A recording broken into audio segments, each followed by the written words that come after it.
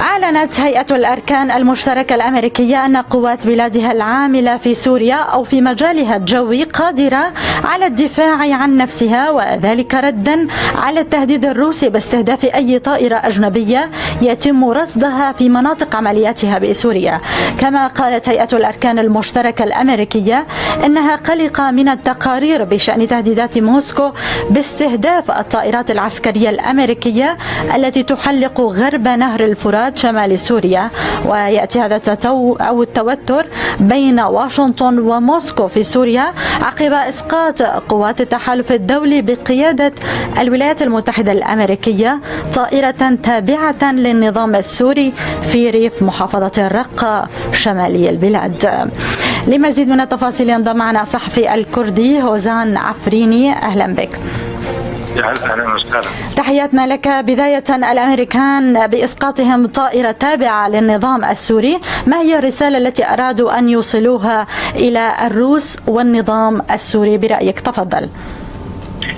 طبعا حسب ما أفاد الناطق الرسمي باسم قوات سوريا الديمقراطية، نعم، العميد طلال سلو، بأنه النظام السوري منذ 17/6 بدأ بهجوم على المناطق التي تخضع لقوات سوريا الديمقراطية.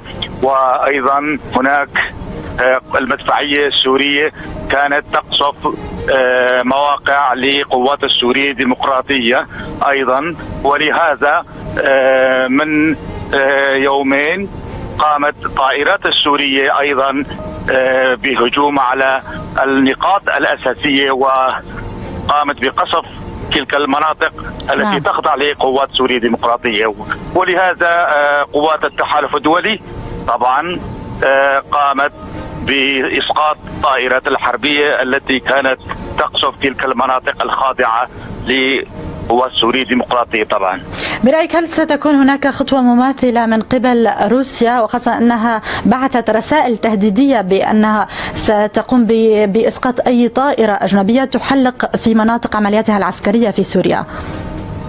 لا أظن، لأن في الحقيقة هناك من زمان، يعني منذ سنتين، هناك اتفاقية بين أمريكا وروسيا على تقسيم جو سوريا، وخاصة المناطق التي تخضع لروسيا ستكون لروسيا، والمناطق التي تخضع لقوات التحالف الدولي بقيادة أمريكا لأمريكا، وخاصة المناطق التي حاليا تخضع لقوات سوريا الديمقراطية هي لأمريكا، والمناطق الأخرى تابعة لروسيا. ولكن روسيا تدري بأنها النظام السوري قام بخرق تلك القانون، وخاصة عندما قامت بهجوم على المناطق التي تخضع لقوات السورية الديمقراطية، لأن قوات السورية الديمقراطية هي شريكة قوات التحالف في هجوم على داعش وتدمير مواقع الأساسية لداعش في الرقة وطبقة. نعم، الصحفي الكردي هوزان عفريني، شكرا لك.